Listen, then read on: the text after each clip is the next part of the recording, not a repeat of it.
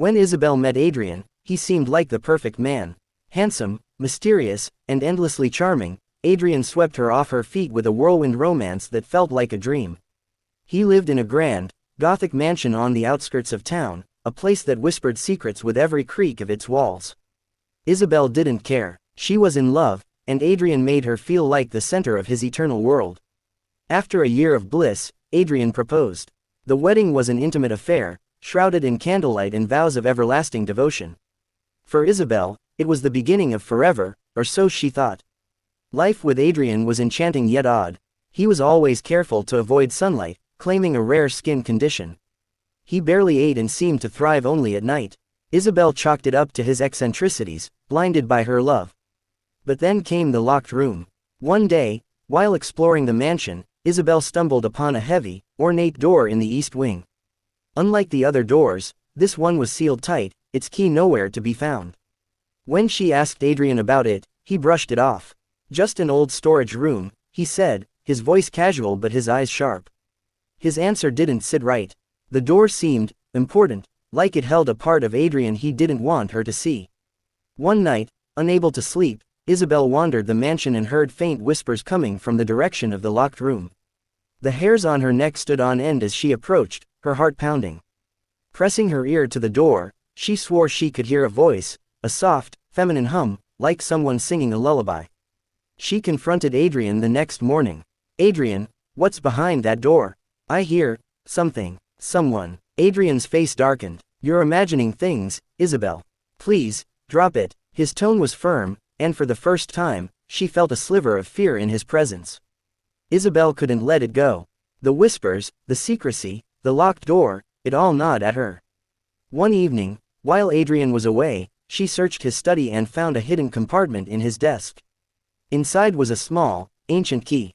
Her hands trembled as she turned the key in the lock. The door creaked open to reveal a cold, dimly lit chamber. In the center of the room was a glass coffin, surrounded by flickering candles. Inside the coffin lay a woman. She was breathtakingly beautiful, her features serene as if she were merely asleep.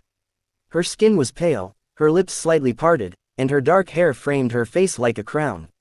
Isabel's heart raced as she realized the woman wasn't dead, she was in some kind of stasis.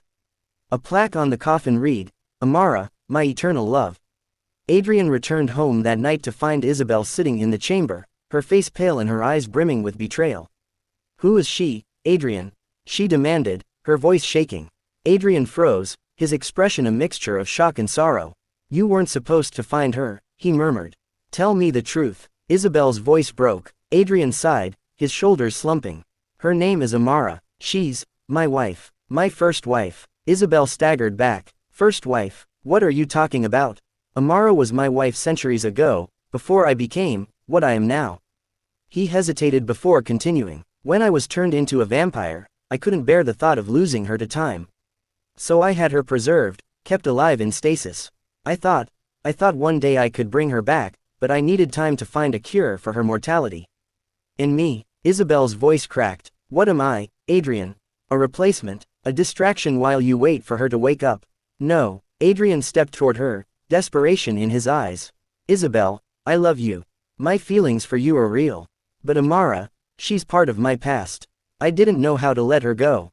Isabel couldn't sleep that night. Her mind was a whirlwind of emotions, love, betrayal, anger, and confusion. Adrian's words haunted her, but so did Amara's serene face. The next day, Isabel returned to the chamber and stared at the coffin. As she touched the glass, a flicker of movement caught her eye. Amara's hand twitched. Panicking, Isabel ran to Adrian. "She's waking up," she said, her voice trembling. Adrian's face lit up with a mixture of hope and fear. "It's too soon," he whispered. They rushed to the chamber, where Amara's eyes slowly fluttered open. She looked at Adrian, her lips curving into a faint smile. "Adrian, you kept your promise," she whispered. Isabel's heart broke as she watched Adrian kneel beside the coffin, his face filled with a love she had never seen before. Over the following weeks, the mansion became a battleground of emotions. Amara, though weak, began to regain her strength. She was kind and graceful, but her presence was a constant reminder to Isabel that she was the outsider. Adrian tried to balance his love for both women, but the tension was unbearable. Isabel began to question everything. Adrian's sincerity, her own worth, and even Amara's motives. One night, she overheard a conversation between Adrian and Amara. "We could be together again, Adrian," Amara said softly. "You don't need her." Isabel's blood ran cold. Was Amara truly the innocent victim she appeared to be? Or was she manipulating Adrian to reclaim her place by his side? And Adrian, could he be trusted at all? In the end, Isabel made a choice. She left the mansion, leaving Adrian and Amara to their tangled past. "I won't be second to anyone," she told Adrian as she walked away. As she stood on the shore, staring at the waves crashing against the rocks, Isabel felt a strange sense of freedom. She had lost the man she loved, but she had found something far more valuable, herself. In the distance, the mansion loomed like a shadow, its secrets hidden once more. But Isabel knew she would never be the same.